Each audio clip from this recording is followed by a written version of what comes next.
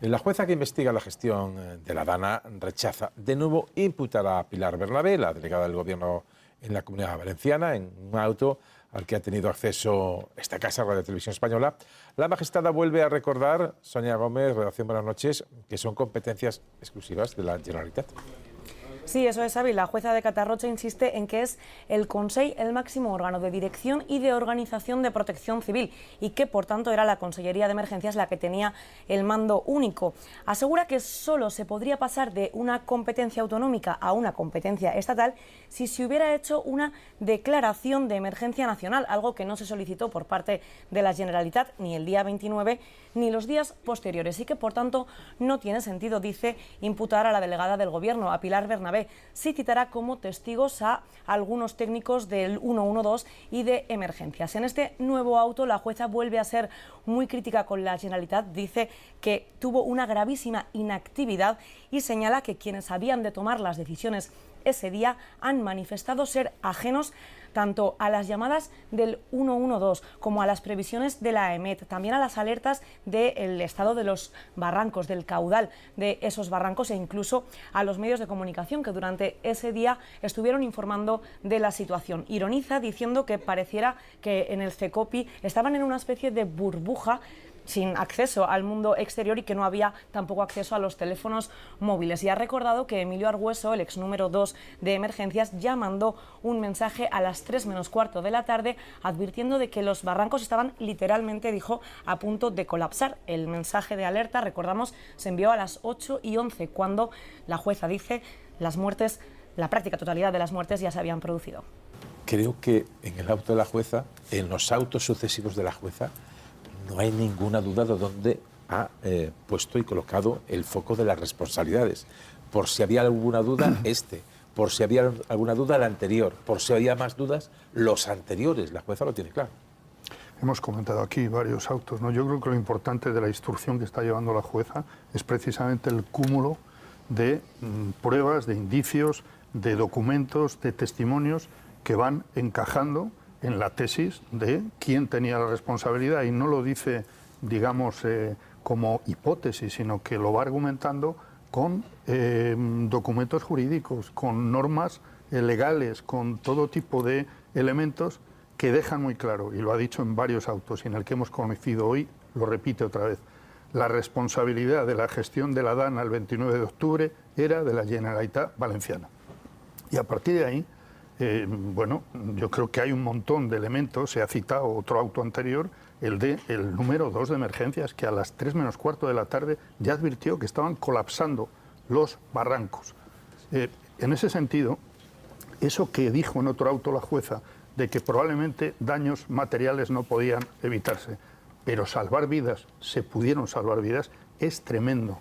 Y desde el punto de vista político, la asunción de esto que estamos leyendo en cada auto de la jueza de Catarroja me parece que debería llevar de una vez por todas a asumir responsabilidades que me parece que están claras y que derivarán, viendo los autos que leemos, en algún momento en elevar, en este caso, al Tribunal Superior con una exposición de motivos para que desde más arriba se asuman responsabilidades. Es que tú lo señalabas, Xavi, o sea, el tema de las responsabilidades. Aquí ha habido dos planos en esta terrible tragedia. Uno ha sido el post, lo que pasó luego, la reconstrucción, y uno ha sido el pre, las emergencias, lo que decía Jesús, lo que se podría haber evitado a tiempo. En el post se señaló mucho y hubo una difusa, un reparto de responsabilidades. Se dijo, bueno, es que el Gobierno de España no ha enviado suficiente ayuda, bueno, es que se ha lavado las manos, bueno, etcétera. Vale, pero eso es el post y eso es una acción política que se puede criticar o no. Tú puedes considerar o no que un gobierno tenía que haber intervenido o no. Pero en el pre, y esto lo hemos repetido a machamartillo, yo creo que ha habido una intencionalidad política en dar a entender que no era cierto, en el pre, la responsabilidad de emitir unas emergencias es del ente autónomo, de la Comunidad Valenciana, es del gobierno regional. Y esto, a veces se ha hecho ahí un batiburrillo de, bueno, es que la cuenca hidrográfica del Júcar no mandó a tiempo las alertas, que si un email, que si una llamada, que si... Es que eso no funciona así. Las personas que están al frente de las emergencias tienen acceso a tiempo real a toda la información del desborde, de los cauces y de lo que está ocurriendo. El Barranco del Pollo emitió el sensor información hasta que se desbordó el barranco, pero hasta entonces, publicado en prensa regional, estaba emitiendo información de la crecida del río. Entonces, es ahí donde hay que poner el foco de las responsabilidades judiciales si las hubiera, y ahí está la investigación. Y en el post, yo sigo defendiendo que una comunidad autónoma, como han hecho otras tantas, la propia Cantabria, lo contó Revilla, si tú elevas el nivel de alerta, cuentas con los efectivos tuyos y los del Estado y los coordinas tú.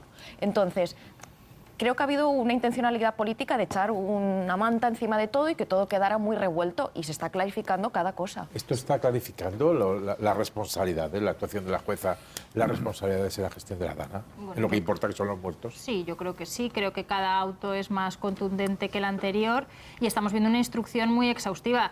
Digo que cada auto es más contundente y algunos casi parecerían autos de procesamiento y no de instrucción. Está claro por la vía por la que está transitando la jueza, y estamos asistiendo a un relato y una verdad judicial que distan mucho del relato y la verdad política que se intentó instalar en su momento, y que era de un reparto equitativo de las responsabilidades y de las culpas hacia el Gobierno central y hacia el Gobierno de la Generalitat. La jueza tiene muy claro que la competencia era autonómica, era de la Generalitat, y que la Generalitat actuó tarde y mal, que la alerta se envió tarde y la alerta no era la adecuada para que los valencianos en las zonas inundadas se pusieran a salvo. Se ve que la diana claramente están Salomé Pradas y Emilio Argüeso.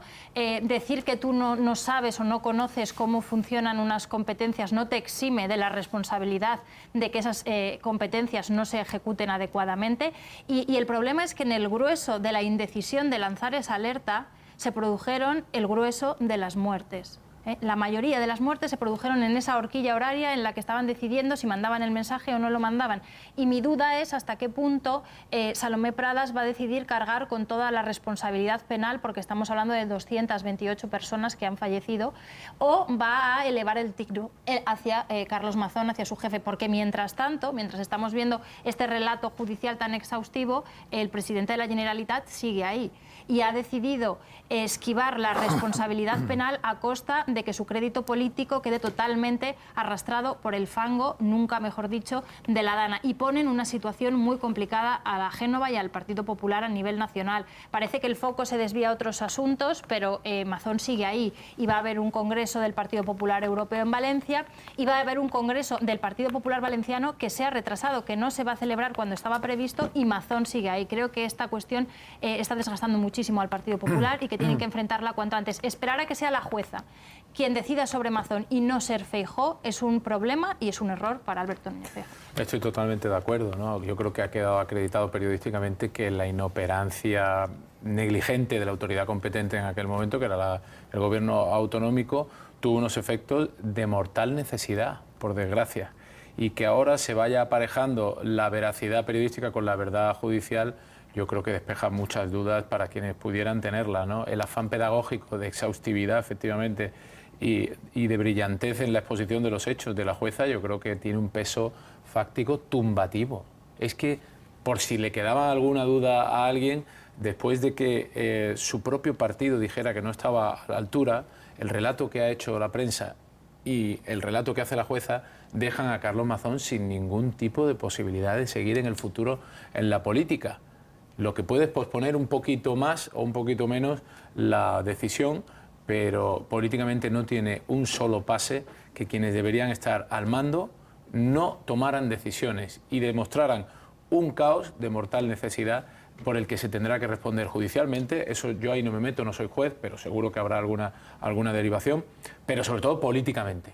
Políticamente no tiene un pase que la gestión fallara tan estrepitosamente, y aquí no dimita a nadie. Pero vamos a eso, teniendo en cuenta la acción judicial, vamos a ver, no es muy aventurado interpretar que si no imputa a Carlos Mazón es porque no puede imputarlo por su condición de aforado, porque tendría que traspasar la investigación a una instancia superior.